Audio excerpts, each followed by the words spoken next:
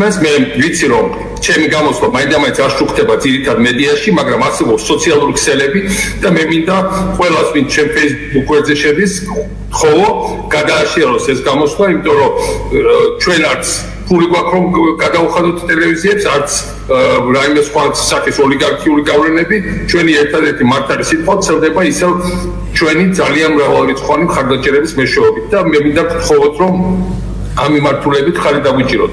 მეორე მე მინდა ჩემი სოლიდარობა გამოუცხადო ზია ამაღლობელს, ძალიან განსაკუთრებულ ადამიანს, ზია ამაღლობელი ბოლოს დაიჭირა ასანა ბაშიძე, ვინაიდან სიმართლის მატარებელი იყო ყოველთვის, საოცარი მედიების შექმნა ბათუმელები და ნეტგაზეთი და მე მინდა გითხრათ რომ ამ ქალბატონის გამბედაობა ეს სიმბოლო ახალი საქართველოს, ისე როგორც გამბედაობა პოლიტპატიმრების და მე მინდა თუ ისინი მიყოლებელი უთხრა რომ აქტუალებული ვარ მათი იდეურობით, მათი იდეალიზმით, მათი პატრიოტიზმით, მათი შეუპოვრობით და გამბედაობით და ოპტიმიზმით, იმის წმენით რომ ეს ყველანაირი კოშმარი ძალიან მალე ჩაბარდება წარსულს.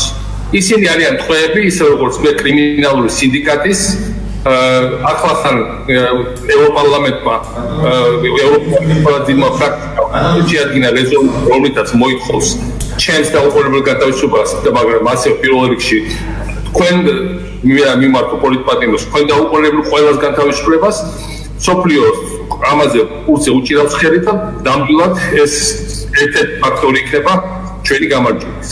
მე მინდა მიულოცო ყველას, ვინც ჩაატარა ძალიან წარმატებით საყოველთაო გაფიცვა, მინდა ვთქვა რომ ეს არის არნახული რამ საქართველოს ისტორიაში თვითორგანიზების, საქართველოში არასოდეს არ ყოფილა ასეთი ღონისძიება იყო ეროვნული მოძრაობის დროს, როცა საავიაციო ქარხნის მუშები წავიდნენ მიტინგზე, კიდე ერთი-ორი ქარხნის, მაგრამ მაშინ იყო დიდი ქარხნები და ახლა ძალიან ბევრი პატარა ობიექტის და დიდი ობიექტის წარმომადგენლებიც ჩაერთნენ ამ გაფიცვაში.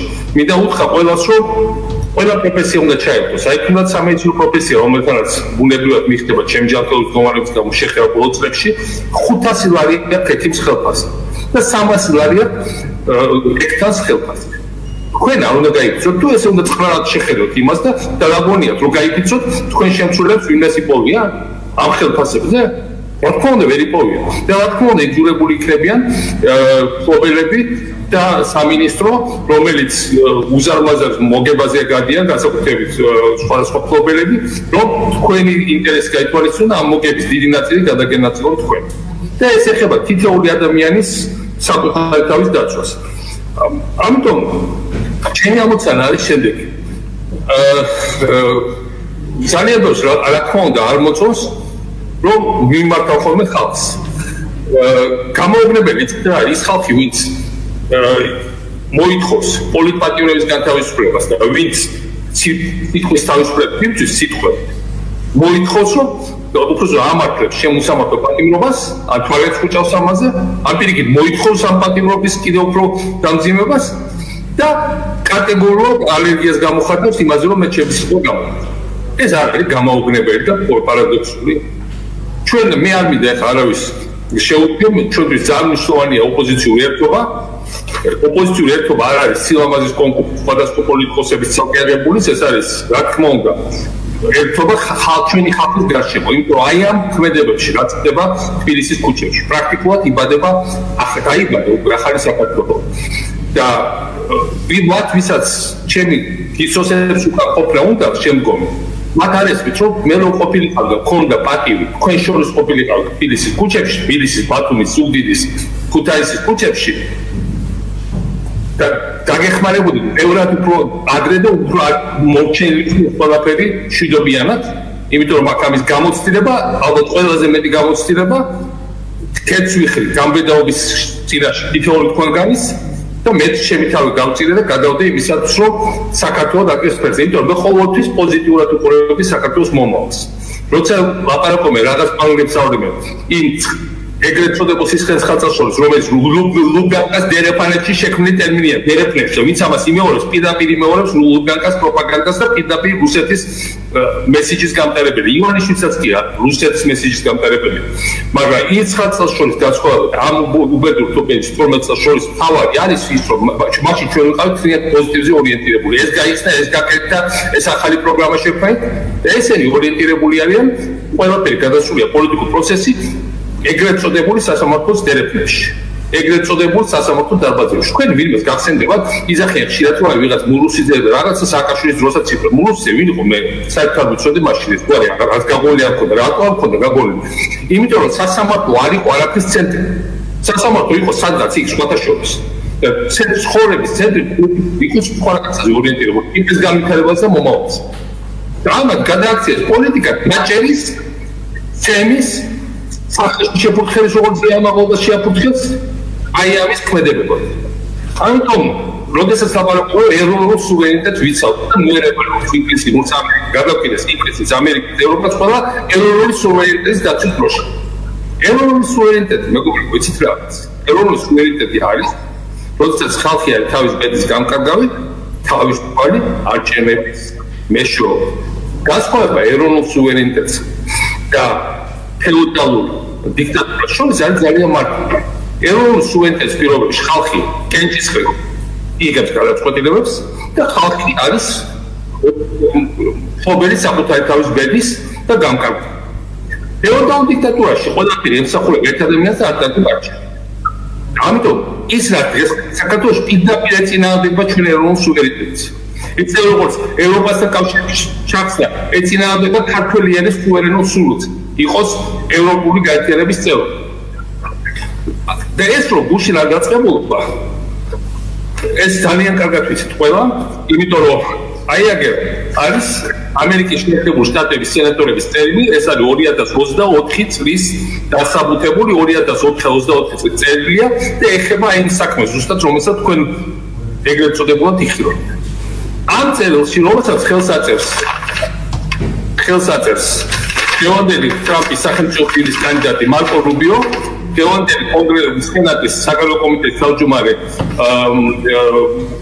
რიჩი და ასევე სენატის საგარეო კომიტეტის თავმჯდომარის მოადგილე შახინი, ასე როგორც სენატორი მაკეინი, ნათლად არის ნათქვამი, რომ ეს თქვენი საქმე, რომელსაც თქვენ იხილავთ აქ, არის ცნიერად პოლიტიკურად განპირობებული და ძალიან და ის რომ ყველაფერი ასეთ წესი წარიმართება არის ძალიან ჩუნ განზრახებზე ლაპარაკობს გამოძიების და პროკურატურის და ეს არის შერჩევითი მართლმსაჯულების ნათელი მაგალითი. მარკო რუბიო აწევს ამას ხელს, ვისაც აინტერესებს. ასე რომ ძალიან მარტივი არის. დღეს ყველაფერი იცის. თქვენ გონიათ რომ თქვენ მე გამასამართლებთ და ის რაღაცას მომიჯით თქვენი ეგრეთ წოდებულ სასამართლოდ და მე ამერიკასთან ხრამად ჩაურეგულო და ურთიერთობებს. კონდეთ მაგის იმედი, მე ვფიქრობ ჩვენი ხალხი სულ სხვანაირად განკარგავს, ჩემ დროს ხელმოწერილი ხელშეკრულება სტრატეგიული პარტნიორების შესახებ თავზე გადაგვახიეს ამერიკას სტრატეგიულ თანამშრომლობის ხელშეკრულება, გავიხადე სომხეთმა მოაწერა ამ ხელშეკრულების ხელი. მე თავი მგონია რაღაც კოშმარულ სიზმარში. ასეთი რამ ვერ წარმოვიდგინა და ეს სომხეთის წარმატებაა, რა თქმა უნდა, მაგრამ ჩვენანაირად თქმა ძალიან მარტივია სომხეთში დემოკრატია, საქართველოში არის დიქტატურა. დემოკრატია სადაც არის, იქ არის შესაძლებლობა. იქ არის გახსნილობა. იქ არის ხალხის პერსპექტივა და მომავალი. იმიტომ რომ დემოკრატია ვალდებული ემუშაოს ხალხს. და აქ არის თეთრი კონვერტები დიქტატურა, არიან სამოქალაქო ეგრეთ წოდებული სამსახურის ის წარმომადგენლები, რომელიც თეთრ კონვერტებში ყოველთვიურად იღებს ოლიგარქისგან ვითომ ოლიგარქის ფულიდან სინამდვილეში ხალხის ჯიბიდან მოტანილ პულს და ზადარიან დაიმცირონ თავი ყველაფერზე წავიდნენ, ოღონდ ასიამოვნონ და ეს კონვერტები შეინარჩუნონ. ამიტომ რა თქმა უნდა ეს არის ქართულ ხალხისთვის დაუმცირებელი. მე მინდა გითხრათ რომ ეს ბრძოლა გადამწერ ეტაპზეა შესული და გამარჯვება არის ძალიან ახლოს. მე ვყავდა ერთი ძალიან მაგარი მეგობარი კახა პინტილიძე, კახა იყო ჩემი პრეზიდენტობის ჩემი დაცვის ოფიცერი შემდეგ წავიდა ამერიკაში, მე რო წავედი ამერიკაში, ისიც შემოყალიბდა წარმოვიდა ამერიკაში, იქ ძალიან კარგად მოეწყო, ძალიან დიდი ფინანსური კორპორაციის ხელმძღვანელი თანაშემწე იყო. რამდენიმე მანქანა ყავდა, მაგალითად ჩვენ რა იყო მოწყობილი ნიუ-იორკში კარგი ხელფასი ჰქონდა. იქვე დაამთავრა ოფიცერთა კურსები ახლა დამატებით და გადაწყვიტა უკრაინაში ჩასულიყო და დახმარებოდა უკრაინელებს ჯარისკაცების მომზადებაში. იქ გულობა ვერ მოუთმინა, წავიდა წინასწარზე, ზაპოროჟიეს ოლქში და ბრძოლის ველზე დაიღუპა. კახა იყო ერთ-ერთი ყველაზე ნათელი, აი შეერთებულ გადაღებულს, ერთ-ერთი ყველაზე ამერიკაში ერთ-ერთი ვიზიტის დროს, ერთ-ერთი ყველაზე ნათელი, ერთ-ერთი ყველაზე გონებგახსნი, ერთ-ერთი ყველაზე გაბედული პატრიოტი ადამიანი, რომელიც მე როდესმე მიყავს. ის იყო ძალიან კარგად მოწყობილი ამერიკაში. ხოც ის ამას ვერასდროს ვუყურებს. კაცო, კარგად იყო მოწყობილი ტიპი, რა უნდა და ეკაჩებოდა სად მიდიოდა უკრაინაში. იკაჩებოდა საქართველოს ბედი. და იცოდა რომ საქართველოს საკითხები იქ წდება. და დაიბალა კიდევაც რომ თუ დავიღუპები ჩემი ფერფლი მიმოაბნიეთ დამწვით და ფერფლი მიმოაბნიეთ თუშეთში, საიდანაც იყო წარმომავლობით. და კახას დედამ მომწერა ფეისბუქზე. აი ამ პირობებში უცას 7 ჯერ არ ჩამოვცვენებიათ. ხვალ მისი ზეგარი მისი გასვენება. ბატონო პრეზიდენტო, მარიამ თილიძე წერს.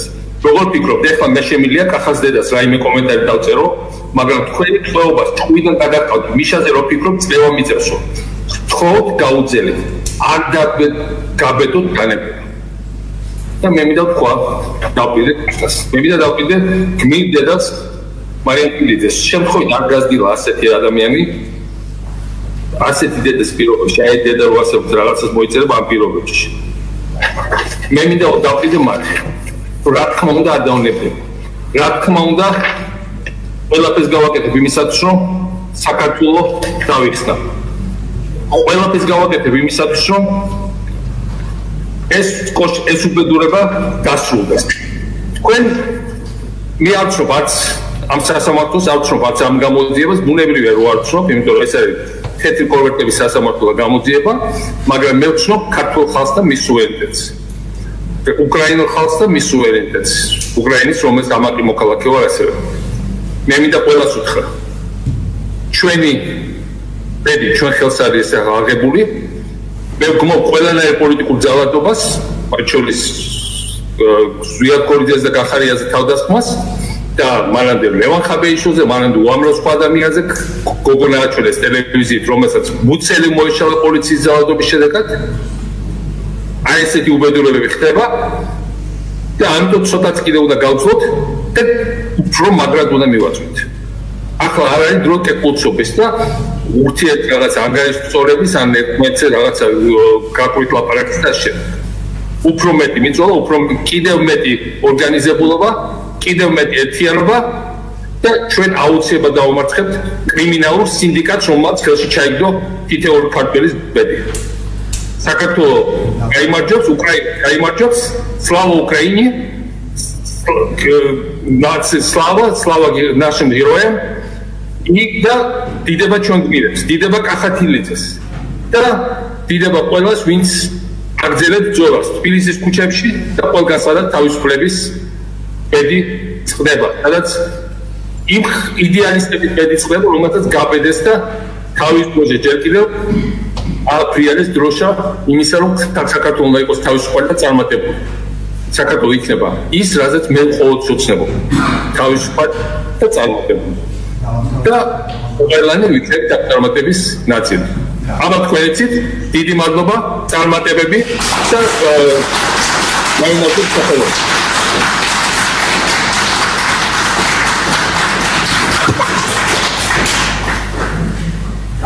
მესადამე ჩვენ უნდა გავახსენოთ პროცესი, ვისაც მინდათ გასვლა შეიძლება დაგრძელოთ.